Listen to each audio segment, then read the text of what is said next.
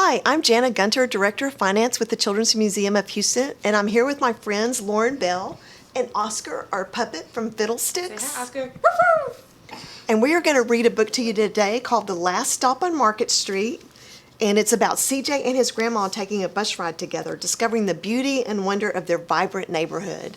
And this time, we are spending this time in the Houston Public Library Parent Resource Room, which is sponsored by Phillips 66, where we read strong all year long. So let's get started. This book is dedicated for Luna and her two grandmas, Ronnie and Grace, by Michael de la Peña, the author of the book, and for Nana, Christian Robinson, the artist for the book. CJ pushed through the church doors and skipped down the steps. The outside air smelled like freedom because he just got out of church, but it also smelled like rain, which freckled CJ's shirt and dripped down his nose. He ducked under his Nana's umbrella saying, "How come we gotta wait for the bus in all this wet?" "Trees get thirsty too," his Nana told him. "Don't you see that big one drinking through a straw? Do y'all think a straw might be the trunk of the tree?" CJ looked for a long time but never saw a straw. From the bus stop, he watched water pool on flower petals, watched rain patter against the windshield of a nearby car. His friend Colby climbed in and gave CJ a wave, and then drove off with his dad. "Nana, how come we don't get a car?" "Boy, what do we need a car for? We got a bus that breathes fire, and old Mr. Dennis, the bus driver, who always has a trick for you." The bus creaked to a stop in front of them, it sighed and it sagged, and the door swung open. "What's that I see?" Mr. Dennis asked. He pulled a coin from behind CJ's ear and placed it in his hand. Nana laughed her deep laugh and pushed CJ along.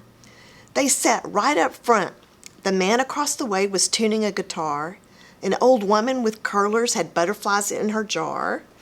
And Nana gave everyone a great big smile and a good afternoon. She made sure CJ did the same.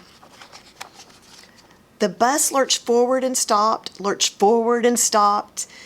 Nana hummed as she knit. "How come we always got to go here after church?" CJ said. "Miguel and Colby never have to go nowhere." "I feel sorry for those boys," she told him. "They'll never get a chance to meet Bobo or the Sunglass Man, and I hear Trixie got a brand new hat." CJ stared out the window, feeling sorry for himself. He watched cars zip by on either side and watched a group of boys hop curbs on their bikes. A man climbed aboard with a spotted dog. CJ gave up his seat. "How come that man can't see?" "Boy, what do you know about seeing?" Nana told him. "Some people watch the world with their ears." "That's a fact. Their noses, too," the man said, sniffing at the air. "That's a mighty fine perfume you're wearing today, ma'am." Nana squeezed the man's hand and laughed her deep laugh. Two older boys got on next. CJ watched as they moved on by and stood in the back. "Sure wish I had one of those," he said. "See how they have their little earbuds and their iPod?"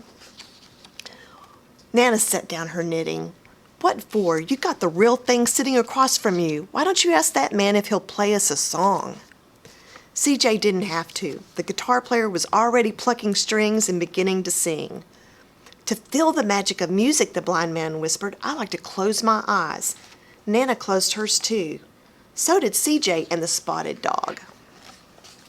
And in the darkness, the rhythm lifted CJ out of the bus, out of the busy city. He saw sunset colors swirling over crashing waves, saw a family of hawks slicing through the sky, saw the old woman's butterflies dancing free in the light of the moon. CJ's chest grew full and he was lost in the sound, and the sound gave him a feeling of magic. The song ended and CJ opened his eyes. Everyone on the bus clapped, even the boys in the back. Nancy glanced at the coin in CJ's palm. CJ dropped it in the man's hat.